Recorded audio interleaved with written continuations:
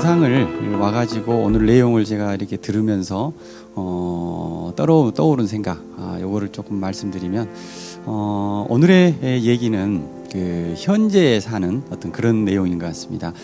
사실은 명상에 1년 동안 명상을 하면 그 중에 가장 많이 나오는 얘기가 감사, 그리고 용서, 그리고 현재입니다. 현재를 사는 것, 그런 것이죠. 오늘요, 눈을 감고 이렇게 명상을 할 때 현재를 사셨습니까? 제가 이제 잘 모르는데요. 제 생각에는 아마 80% 정도는 과거의 것을, 그러니까 호흡을 하면서 지나갔는데 한 80% 정도는 방금 전에 있었던 일, 그리고 어제 있었던 일, 그리고 또 뭐 한 아침에 새벽에 꿈꿨던 일, 예를 들면 이런 것들이 이렇게 떠오르지 않았을까 생각이 됩니다. 물론 앞에서 나오는 자막과 내용들을 이렇게 딱 듣다 보면 어느 순간에는 또 다른 생각으로 빠져들 수가 있거든요. 그렇죠. 그래서 그런 것들이 한 80% 정도는 그랬을 수도 있고, 또 나머지 이제 20%는 또 한 이제 10분 정도는 미래의 것을 오늘 누가 전화 오기로 했는데, 이번 주말에는 뭘 하기로 했는데 하는 거 있죠.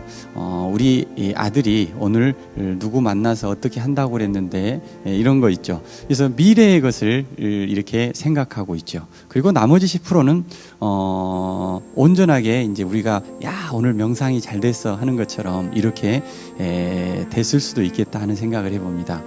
제 얘기는 이제 하나의 그 예죠. 그런데 그 의미는 뭐냐면, 그만큼 우리는 현재에 사는 것이 중요한데도 불구하고 실제로 과거의 것에 정보가 많잖아요.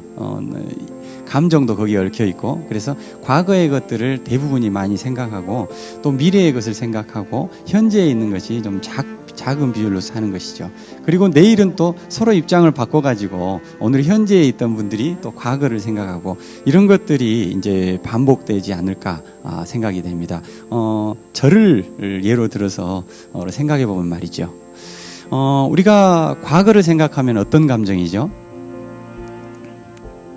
과거를 생각하면요, 아주 만족스럽고 정말로 행복하고 이런 것도 많이 있어요. 그런데 엄밀히 따져보면 거기 중에서도요, 한 80%는 또 이게 2대 8의 법칙인데 80%는 좀 어느 정도 후회의 감정이 많이 있죠.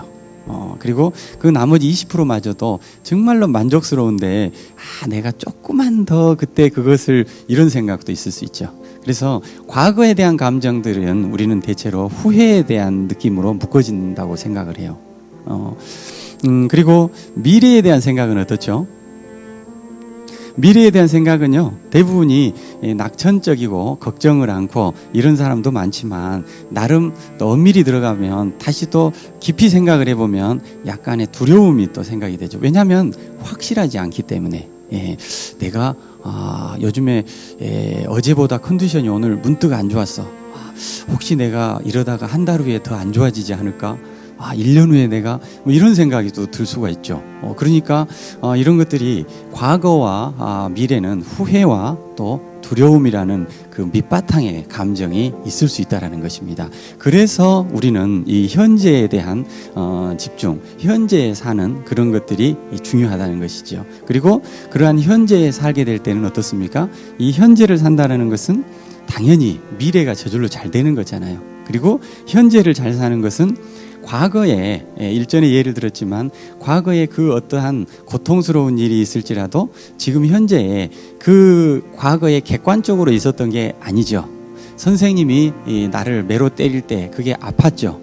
정말로 이렇게 분노가 일어났죠. 근데 지금 생각해 보면 그 선생님이 나를 위해서 그 사랑의 매를 때렸을 때 지금의 내가 있기까지의 훌륭한 나로 이렇게 만들어진 사례가 있잖아요. 있을 수 있잖아요. 그래서 지금 생각해 보면 그때의 그 감정과 지금은 다르다는 것이죠. 그래서 과거의 어떤 일이더라도 내 자신이 현재에 해석하고, 현재에 이해하고, 현재에 정리하는 대로 그것이 정해진다 하는 것이죠. 그래서 과거도 절대 현재에 있을 수밖에 없고요. 미래도 현재만 있을 수밖에 없다. 그 얘기를 제가 드리는 것입니다.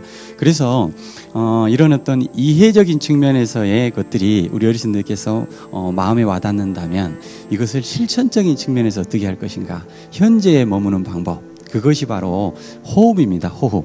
그래서 오늘 명상을 하시면서도 내용에 집중하는 것도 좋지만 중요한 것은 호흡을 깊게 들여마시고 또 깊게 내뱉고 깊게 들여마시고 깊게 내뱉고 이것이 바로 우리 어르신들에게서 자주 듣는 채워지면 비우고 채워지면 비우고 하는 것이죠.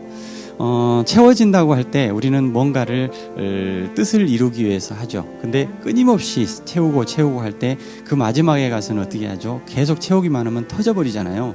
우리의 주머니가 터져버립니다. 그러기 전에 또 어느 정도 3분의 2 정도 차면 다시 비우고 또 한참 채울 빈 공간이 있어야 또 채워지고 이런 것이죠.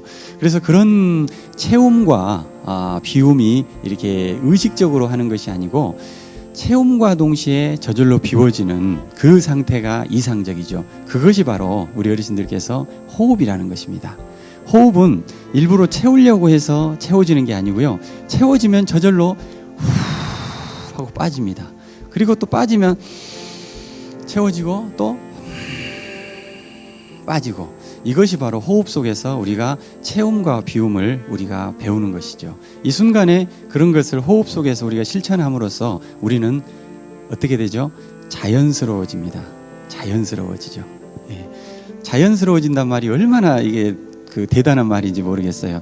밖에 자연을 보세요. 자연은 올 봄에 예를 들어서 작년 봄에 오셨던 어르신들이 계시잖아요. 푸릇푸릇 이렇게 작년 이제 가을에 오셨던 분이 계시죠. 이맘때. 그래서 청신빌리지에서 1년을 보냈습니다. 푸른 나뭇잎들이 지고 가을이 되고 겨울에 앙상한 겨울이 됩니다. 그리고 또 이제 봄에 얼음이 녹고 파릇파릇해서 온몸에 활기가 생깁니다. 여름에 무더위가 오죠. 또 가을이 지금 이렇게 찾아왔습니다. 자연은요, 정말로 그 작년과 올해 똑같이 변함없습니다. 그리고 변함없음과 동시에 지루하지 않습니다. 똑같지만 아주 새롭습니다. 그런 것처럼 그것이 자연스러운 것이 아닌가. 자연처럼. 그래서 우리도 이 호흡 속에서 이렇게 채우고 비우는 이 순간을 우리가 편안하게 느낀다면 이 순간이 우리가 그 자연이 되지 않을까 제가 오늘 생각을 해봤습니다.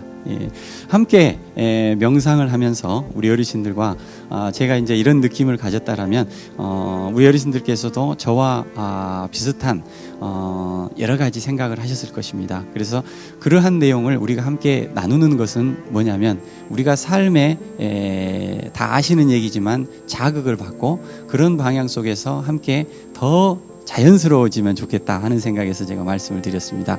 특별한 얘기는 아니지만요. 듣고 그 마음이 그 내용이 그러면 좋겠다라는 느낌만 이렇게 가지시면 충분하실 것 같습니다.